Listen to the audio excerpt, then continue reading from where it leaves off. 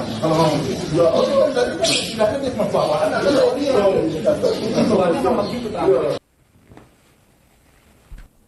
Benar. Ya gitu deh.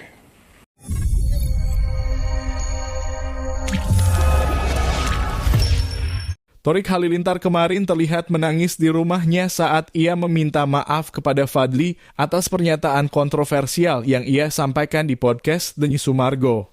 Fadly datang ke kediaman Thorik untuk meminta penjelasan mengenai pernyataan tersebut yang konon menyindir sang adik Fuji. Pernyataan Thorik yang menyebut dirinya merasa jauh dari Tuhan saat berpacaran dengan Fuji dikabarkan menjadi pemicu kemarahan Fadly. Diketahui bahwa Fadly sangat marah dan tidak dapat menerima jika adiknya dipermalukan di depan umum. Hal tersebut cukup membuat Fadly murka dan dengan hati yang penuh amarah, ia mendatangi rumah Thorik. Saat Fadly tiba di rumah Thorik, ternyata Thorik sudah menunggu dengan raut wajah menyesal dan penuh penyesalan. Sebelum pertemuan tersebut telah ramai kabar yang menyebutkan bahwa Thorik melakukan sindiran terhadap Fuji di podcast Denny Sumargo. Peristiwa ini kemudian menimbulkan banyak spekulasi dan perbincangan di kalangan masyarakat. Pernyataan kontroversial yang dilontarkan Thorik dalam podcast tersebut membuat Fadly merasa geram dan tak terima jika keluarganya diperlakukan seperti itu oleh Thorik Halilintar. Saat Fadly tiba di rumah Thorik, suasana sangat tegang. Namun Thorik dengan tulus dan penuh penyesalan menyatakan bahwa ia menyesal atas pernyataan yang telah dia lakukan terhadap Fuji.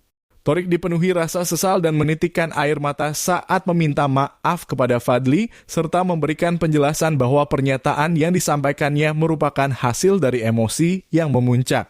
Fadly pun tak serta-merta memaafkan Thorik begitu saja.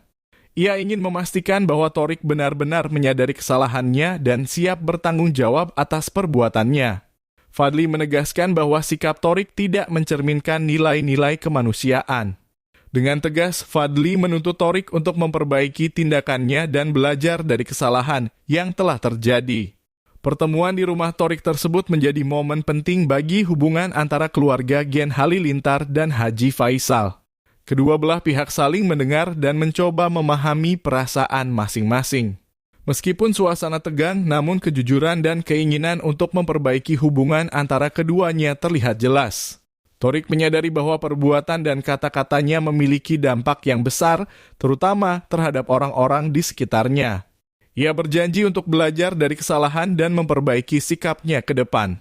Sementara itu, Fadly pun mengakui bahwa sikapnya yang marah juga perlu dikendalikan dan ia berjanji untuk berusaha mengendalikan emosinya. Fadly menyuruh Thorik untuk mengkonfirmasi kesalahannya ke media.